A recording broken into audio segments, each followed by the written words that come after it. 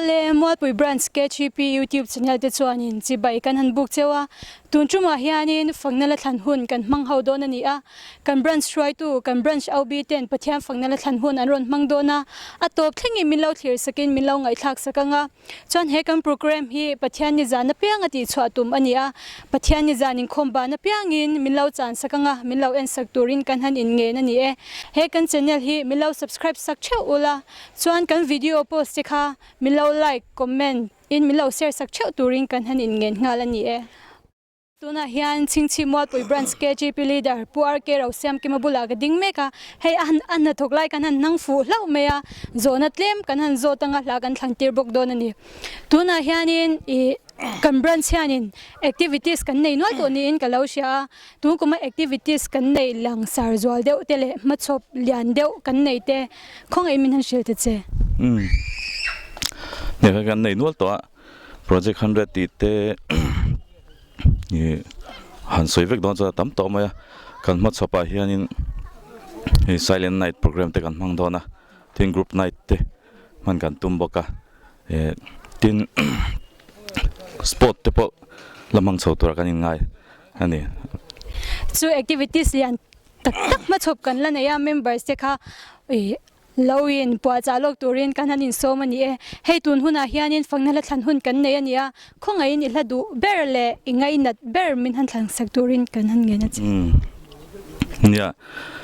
hei hladu hi tam khop ma labu han en chonin conference labu khan oma tuna ka thlan tur hi an number ka cheng che ta lawa lom na tlang ti kha han thlan kan duwa asatu tikha isoi thengal chuanin asatu hi bongkon ozai polania bongkon bethel pastor bia zai pol ni tain ka sia kan en lo cha ka chiang che ta lawa ni chu chu kan thlang ange thlan chan demo thlan sak du te nei chuan hin mina shil ngala tiro nia ka thlan chan hi ala thu hi tha ka ti a chang tin mai hi a soi chok khel lo mai la a thu hi thalom kop mai ke ma min ne thina a thlu kan dal boka tui takin sak thein kan ria chuan branch member te tan kan thlan sakanga hela lo du ves du zong zong te tan khan kan thlang mai ange ale tuna kan branch KGP leader ina alla thlan lom na tlang ti kha kan ngai thla in kan clear hau lenga a thlan sak zong zong de khan uluk ta ka lo ngai thla turin kan hanin som ngal ani e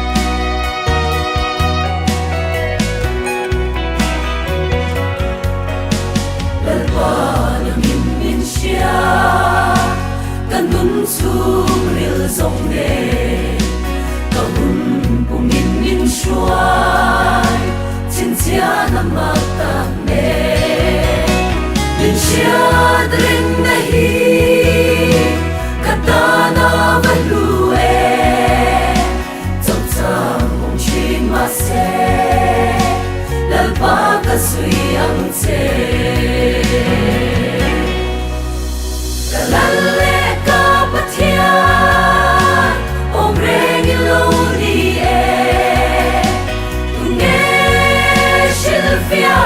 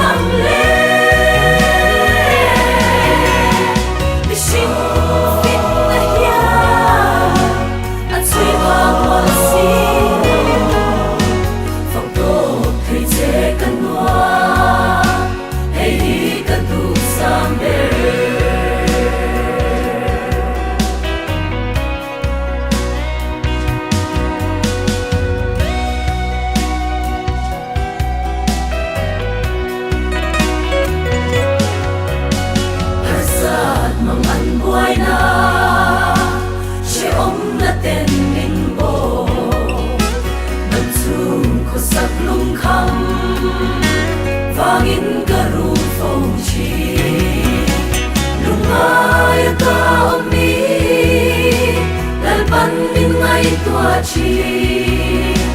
chana ruama changin lom na tanga min loti la le ka pathia om reng lo ni e tunge silfia so vang le missing fit na ya at sui bang wal sino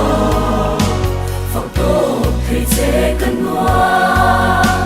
hey kan du sambe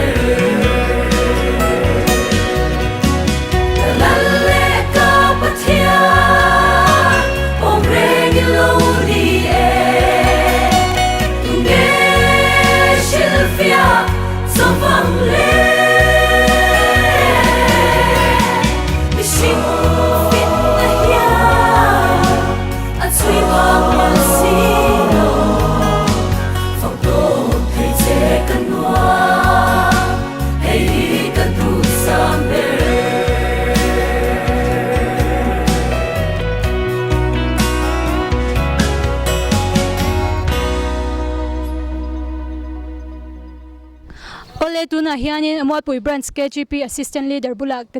chumeka aming shelaute kanom takin aming han soi vere rese arlarum sanga kani e law shedu big raute anom takin tlangwange pa ni ti khan soi tiang hal buk se tlangwal tak kan ni ve to e hey ala du ber ka thantir ma yen zona tlem kan zo tanga e kumdang aya kam branch ina ma asona ni ai shiat kha thukam ni kha tan soi lok te che ale lo mo me nia man zan deu khan thu soina khan ka soi to a kumdang zonga in kan branch ma so na chi sang sang kha ka soi lang to in kan thria a nia ma so na hi kumin be ka hian kan nga khop maya hey music chungcha nga te tin sound ate abung ruwa mai pi lama a mixing hemi han khoivel chungcha nga te po hian ma kan son le in kan thria a tin kan han chet vel na sang sang te program chi sang sang kan han nei sang sang a po hian kumdang zong ai chuan kumina hian a big takin kan ban sian na sa takin ma kan son ni in ka ria o hei tuna kan program pathiam fakna la thlan hun hi YouTube ati chwa kan tumania hei kan branch ina YouTube channel kan nei hi la subscribe lau tam tak anom karinga subscribe tura somna emote min han soi sakte che hello mo me nya hei kuminatan manido lo kan branch committee in kan soi zau do anga subcommittee thar pakhat media and documentation subcommittee nei ni se tin branch committee arotna an lo lu ta chu tiang hian kan han kalpui ta ania chumi te malaw na masa atan kan branch in YouTube channel hun rei tak kan lo nei to man mu mal lo chu ti chang tlunin program chi sang sang te po bo saila anti tiang hian voin nia ama saberatan la than te hian han bo sai ani ye YouTube channel hi tunlaya horong bol na tara thilpoi mo tak mai helai biak ina keimani le keimani pi lama te horong bol na zau jok le member mun hlaum te ta na rong bol na kanin hriat po ton na kan rong bol na kan hriat po ton na poimo tak ani don awangin heng YouTube channel te hi tangkai taka man chho zel tu mani chumi amni wang chuan tangkai taka kan man theina tan chuan subscriber te alo en tu te khati ang chi lo thir tu te khama mo zelan ni voine lo thir tu zong zong te po keimani ban swom chung emo keimani ko thon huam chung chau ni lovin alo thir tu zong zong te point tlom nga in he YouTube channel hi Mulpui Branch KGP YouTube channel hi lo subscribe vek turin kan som cheu ani tuna chuanin ala du thlan na hun kan siamanga ila du ber min han thlan sakte che nia hladu ber hanti hi chuan nia keima sham shuma hi chuan hladu hi chi sang sang hi kan naya ka hladu ber ero hi chu vonatan chuan han thang levela thain kan siama ro chu ka hladu ber lai ro chu khan soilang ve du shum shuma Christian hlabu ami kapa vanin ta la anti hi ka hladu ber ani maro chu tun huna kan thlan du tak zo ka ro chu hei tun naya kan pan suam chunga kan member pui men boral santa an oma tlangwal chan chua kan tun kar kalta loka kan han thla liam ani ril ruin asharenga kan member pui kan rongpol pui me poi mo tak ani chumi hriat rengna tan le tan chuan la thlan kan duwa chu ka la than du chu hring nun pia pial ral ram ti kha bek te sai lo sakha kan thang du a hela hi achang thumna hian hi ala pho tu hian ring tu te pathianin mintiam vanram arin hlelo thu vanrama kan lein to le ngei don thu atar lang a hai hian ngai to na ati thui le in kan ria a mishing te chu khovela kan in thren thina ring tu kan ni na kan van nei em chu vanrama kan in tong le tur hi ani a hemi pon chuana hla ani a chu chu than kan du a e hring nun pial ral ram ti bekte sai lo sakka kan thlanga nge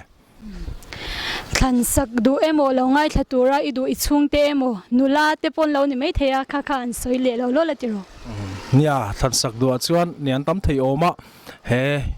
na china kan an soeng khan youtube subscribe youtube channel lo thir tu zong zong ten uluk takin thilung takin lo ngai thaula kan du a tin chumi bia lama na china kan soeng khan tlangwal chan chua chung te anu le unau te anula engi te unau te tan abik takin kan thlang tua chumi pe lama member hun sang sang om te tin heng laya kan rong bol pui te lo thir tu te zong zong tan kan thlanga nge tuna kan branch KGP assistant leader ina ala than kha uluk deu ni lo ngai thla in lo thlir hawang u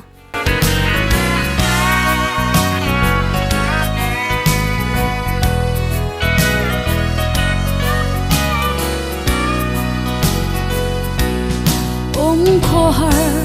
zual chang ni a thleng china lei shin nun hi ka don ve china thiam tok te in ma ni du ai sa ma lo pian kan om lo ve zamwa kan in liam san le mai chin na partani darang kan lo len sa chi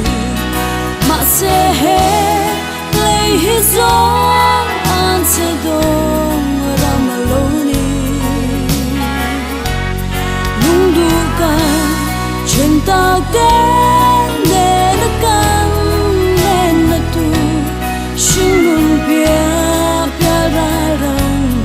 mai chi ne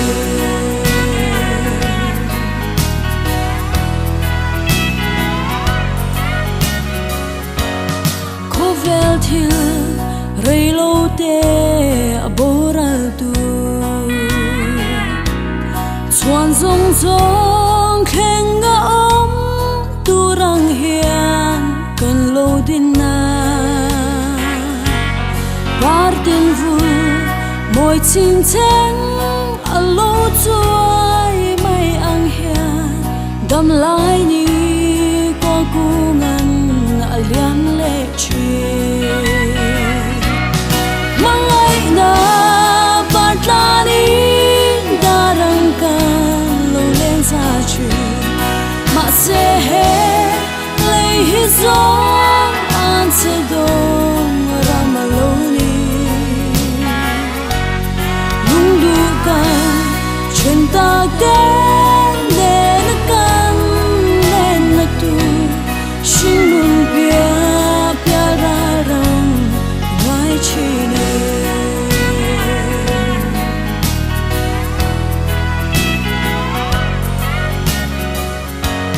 dom lai pia chatuan rang ka thlir china samang in chen nu te kan nin to ple nge yang em chung pathia mal som tu le dot soi ngai lo chuan mangai te ta na tiam ka ring hello mangai na partani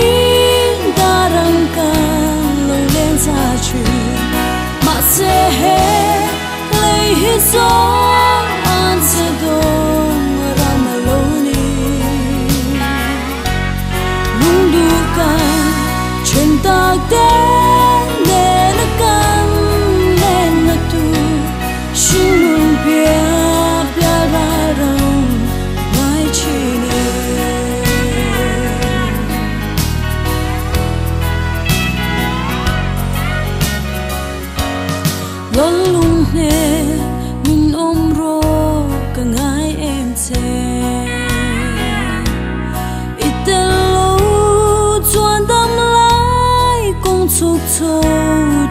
ka zuang lo kam mu the zong zong hi a chu zo don se a ilena zai on ram min khle nang che mangai na partlani darang kan lo len za chi ma se he lei hi zo an se dong ram lo ni mundu kan chen tak de ne na kan len na tu shin nun pya pya ra ram ngai chi ni shin nun pya pya ra ram ngai chi ni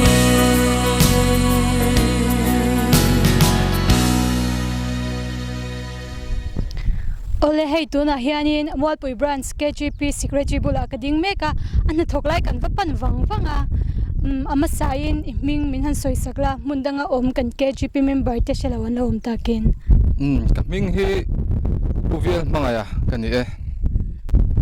ole tuna hianin kan branch hianin member engzan nge kanom ti te min han soi sakla azat se soi theilawani puin a om borvel ni ai shat kha min han soi sakte che tuna hianin kan branch hian member za thum som thum vel bor kan oma mi pa hi zani le tlem kan nia mei che hi za som ni le ti vel kan nia azat tak chu en lo chuin ka soi mei thei lo he a kumdang a hianin kan pungi ni siange nia kan nu fual deu member kan claim deu ni ini sia kumin hi ni kum chu kan phak chi lo na chungin za thum kan pel hi kum thum vel hi ni to a punlam chu kan pan ani deuh bere zokina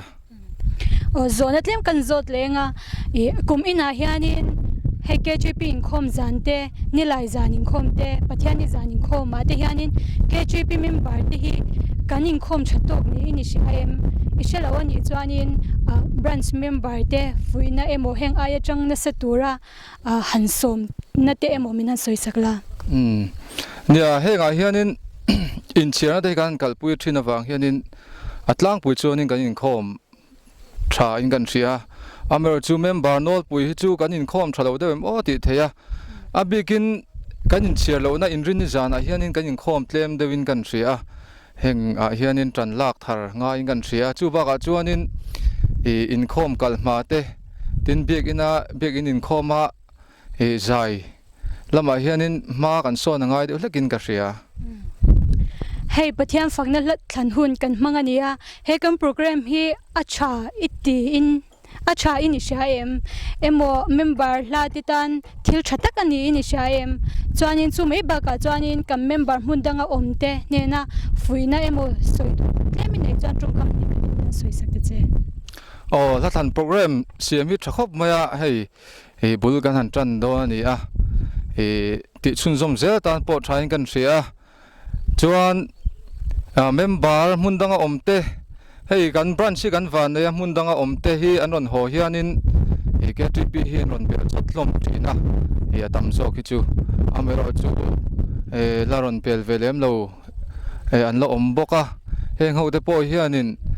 mundanga hanom hi chuanin thada te po ol thina heng lai ron ho hianin thlrung lovin KGP hi ron bel chot se ti hi kan du thu samani a member kan thlan program siam tele thil dang te pon la ti chho zelang henga hian member la tele member pa ngai te tan po lop thak tak ani nge ga pe che ni ole tuna chuanin ila du ber I thlan du ber kha an soila tiro chuanin I thlan du chan nin khanin an soi nga lo la tiro nia ka thlan du kha kan thak le lo ko nga kan zin ko nga hian ti la Mizoram Sinot Khoer tena ansak kha kan thanganga hei kan dam chung ni reilowa kan zin kong khovel kan zin kong a hian kan ti tur chu pathian rongbol mei hinin kan ria ประเทศรองกันโบลจวนเสตนารองกันโบลังจุดยังจวนินโคเวลกันนัดลานไม่โดนเท่าว่าจู่วางินกันดำชุงกันจินกงตัวเตะเฮียนประเทศรองเทโตบโบลฮีทรายกันเสียจู่มีจุงจางจู่เฮลายเฮียนอปวงโชคทรายกันเสียกันทางอันนี้จวนนี้ขันสักดูมุนดังมีเตอันนี้โมมานิช่วงเตอันนี้โมฉันเดปนิเซง่ายถ้าตัวไรดูเตค่ะมันนั่นสวยสักเลยละจุรเนี่ยอามาสับเวลาจวนนี้KTP Christian Thalai Paul Molpi Brancha karong bol pui zongzong te kan member pui te zongzong tan kan thanga tina dot lia chuanin kan pui kan titiang moi te tan kan than sakanga tin chu ba ka chuan ka chung le khat te zongzong tan kan than sakani kan branch KGP secretary na alat than kha ngun deuin kan ngai thanga kan lo thlir hawanga mase kan thlir haw main thil ti tirlok du kan ya hey KGP kan branch te chuan in YouTube channel kan nei ania member mun sang sanga omte ania motuna heta kan member omte pon ni mai theya lo la subscribe lo te emo kan video post te lo la like lo la share mi lo te po khan om mai theya chungte chu mi lo subscribe tura somna emo lo like lo comments tura somna emo minan soi sakte cheเนี่ยให้KTP Molpi Branch Sing Chip in YouTube channel akahan ne ya nia subscriber hi zasari le tivel bor chau kan lo oma live program te po pek chu la ti lei thei lo wa chu wang chuan member la subscribe lo zong zong in KTP Molpi Branch KTP YouTube channel hi lo subscribe pa in po sangte khatiang zong zong kha lo like thin turin kan som cheu ni ole tuna chuanin kan branch KGP secretary na alatlan khangun deuin kan lo ngai thla hawanga atlan sakte haw khanin ngun deuin ni lo ngai thale zol donia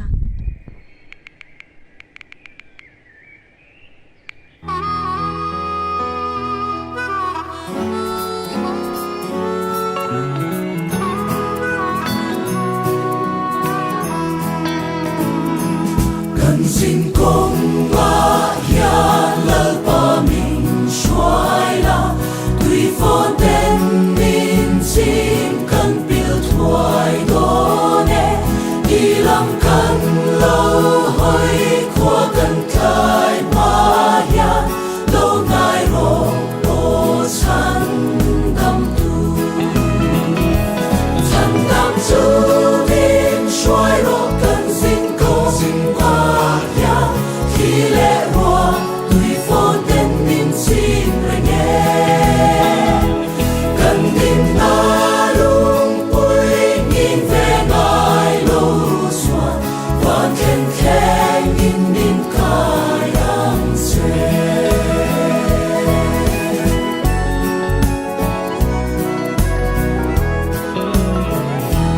ko ve lin min ao ding lệ về lâm ma music na ao thong ten min ron chonga har sat na kara kan mi tui far hi lo na la an sang ne ya chan dam chu min shuai ro kan sin ko ka ya khi lệ ro tui fo ten min chim re nghe kan din na lung pui nhìn về ngài lâu xuân và khen khen in min kai ang se感动出你的切尔丹杜，你是第二者。Finna hinnu kan leipaa hielna turin. Dam chung ni chiar dan min zir ti rang che Ivan chan chin khi min shil non fula Sin kong thui ta khi nam te lo chuanin Kan zuam lo min shuayang che chan dam tu min shuai ro kan sin kong ma ya thi lệ ro tui fo ten min sin re nghe kan din na lung po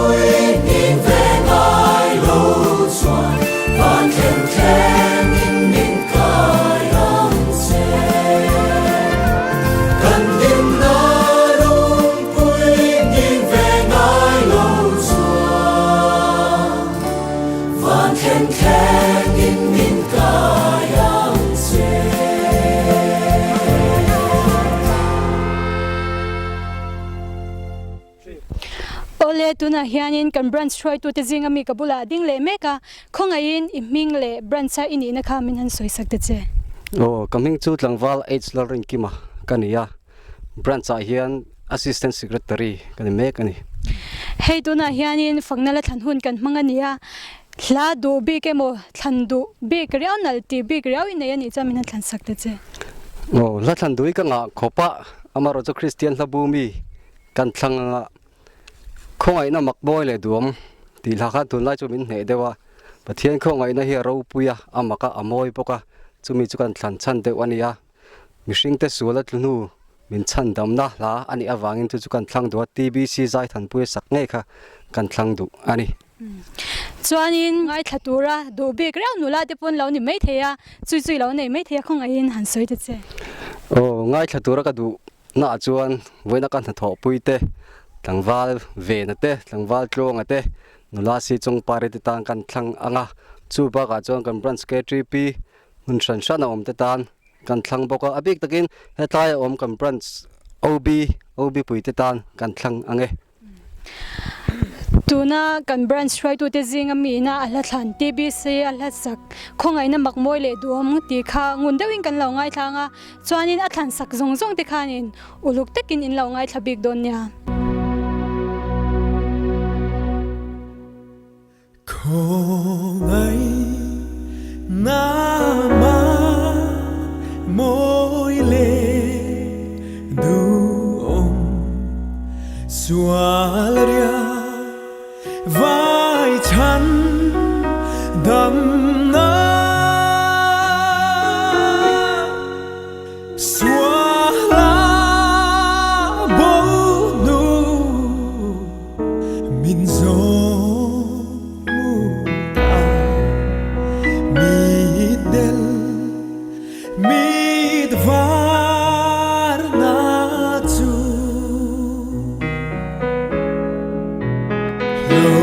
na mun na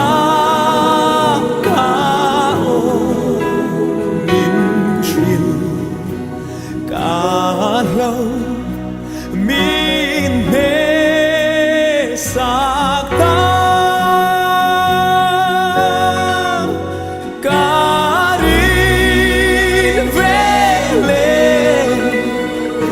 a ko ngai na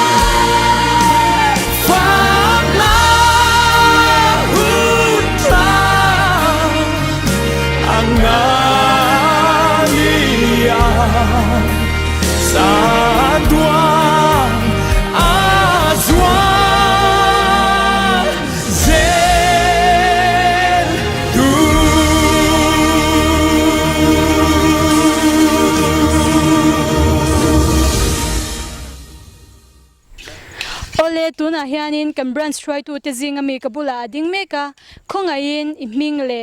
brancha indina minhan shil them ole lo mo me coming to Jonathan Elrin sang ania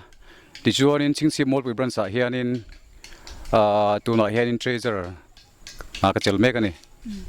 hei tuna hianin pathian fangnala than hun kan mangania khongain in hladu ber minhan than sagla i du chan kha han soi ngal bok la tiro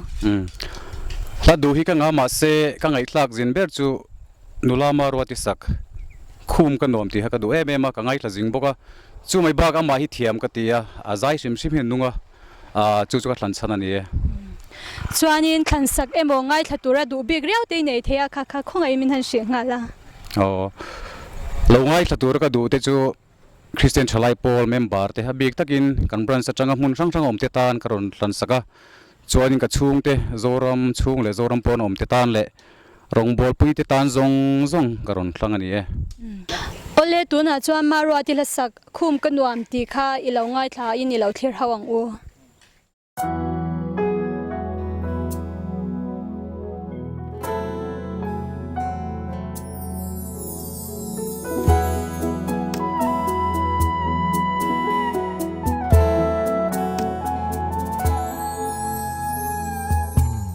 Thu azing chian khoa vari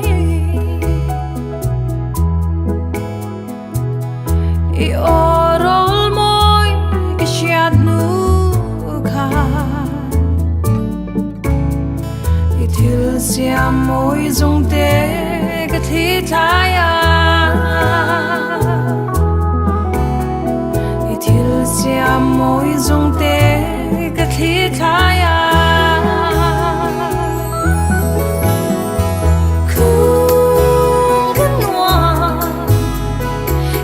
Siamo izong te Kung kanwa Itil siamo izong te Thiam thiam siam tu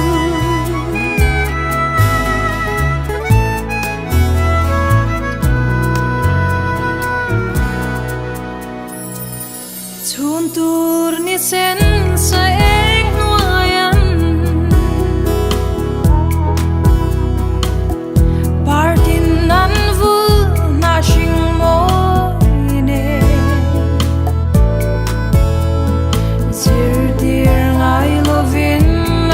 Soy moi te Zir dir ngai lovin nan soy moi te Kung kanwa Itil siamo izong te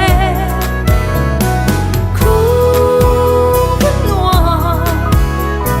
Itil siamo izong te Thiam siam tu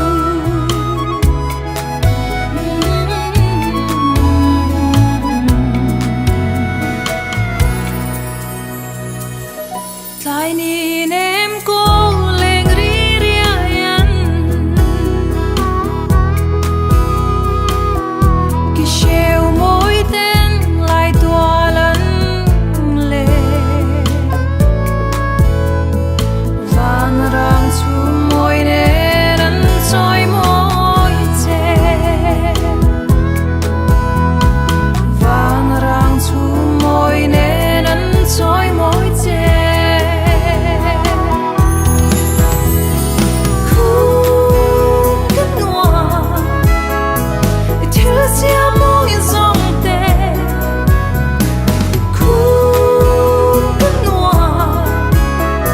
Itil siamo izong te Dần tay thở lady Tiar nhìn nhớ đến shop tiếng sir vang ring ôi anh trôi môi te anh trôi môi te Kung kanwa Til siamo izong te Kung kanwa Til siamo izong te Kung kanwa Til siamo izong te Kung kanwa Til siamo izong te Thiam thiam siam tu ole tuna hianin kan branch right tu te zinga mi kabula hianin a thumeka khonga in ming le branch sai ni na min han shil te che coming to be lorin ngata ania branch sa hian finance secretary ni lai mek ani ole la ka thantir main thukam ni khat kan soitir lo kanga branch member te ne na thu cha emo fuina emo heng ayana sa ron tel tura somna emo pina soi sakte che hai tun ko hian branch hian kumpuan a san pangan nei vea chu member hla te nu nei ania member hla nu nei a man na chan po hi ai tun lai kho vela thil te sang sanga boina kan nei no wa changkan na ten min na se me ma chumia chuan phone te pon yang internet media lampang te pon yang hengan boina se me ma kausan ngai saklova kausan income te KGP activities chi sang te pon ngai saklova mani ina in tleina tam takoma heng hi poi ka ti em maya chumia chuanin member ten kausan te pathian te kan bel jok theina turata na member la nu nai mang thapoi kan ni branch KGP hian chumi ni wang chuan pathian bela kausan bela KGP activities thilti na sang alo tel turingan som boka chumi tan chuanin i kan thei to ka pathian tan ka in pek hi apoi moni ti kan soidel hal du bok ani hei pathian fangne la than hun kan mang don nia tuna kan program man pathian fangne la than hun man hi member hla te nu nai nan a tha ATM hi tha ka ti khop maya i azong sang tlak pokati ole tuna chuanin I hla du ber khamin han thlan sakte che pathian la hian du ber han ti hi ka nei lem lova eng po ma hi tha ka ti ya ama ra su du lai ka ril ru a om chu bongkon pastor biazai polina ka bei seram ti an sakha tunlai chu ka du khop mai ka ngai khana sa ngai thaturai I du emo thlan sak du te poi nei mai theya chu han thlan sakte che ka bei seram ti hi nia alu sun na lampang thina lampang pa van lam ngai na lampang la dau hi ni a chumi chuan hei kan hre tangin ma ni loka kan naw walal chan chua kumsom ni pani mi hun lo takin min boral sara ani na kal san tak achung ko te zong tan le anu le u naw te a le chin u naw zong te tan kan thlan sak duwa tin he thi na awanga lu sun khor na lo tur to zong te tan kan bei sei van kanan ramoi rang ka chaklai tu len na khi thleng ve thei ngei tura tun hun atanga ka imbu saya kan in fuina atan kan thlang hal du boka kan som hal du boka ni ole tuna chuanin pubena la thlan ka bei seiram ti bongkon pastor bial hawina an sakha ngun dewin ilawanga thlawang u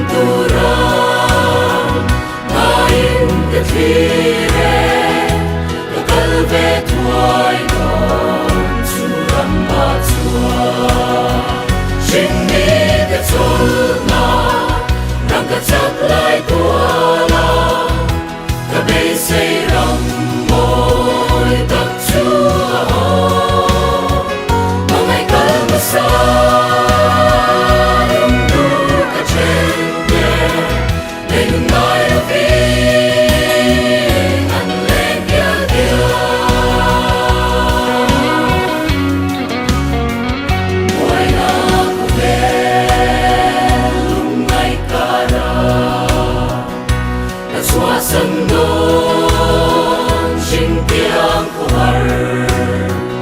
đầy râm cứ chôn nghi cả cơn sana cả ba in pha chung sa ngã kia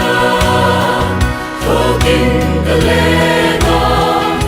cả kia lê tôn đầy râm ma kia xin mi cái chôn na răng cả chắc lại tua la cả bây say râm môi tắc chúa mong ngày cơn mà xa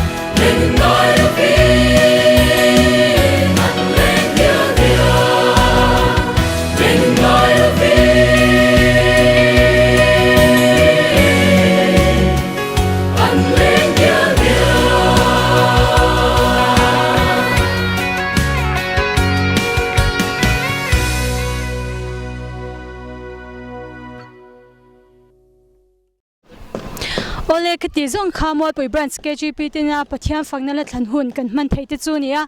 he kan program hi pathian ni zan inkhom ba na piang apek chha tu mania kan YouTube channel a khanin milau chang chin turin kan hanin nge na chuanin na to beratan chuanin he kan YouTube channel hi milau subscribe saka kan video post che milau like ka milau comment saka milau share turin kan hanin somnan le ni in zawa in mutui mang chave kule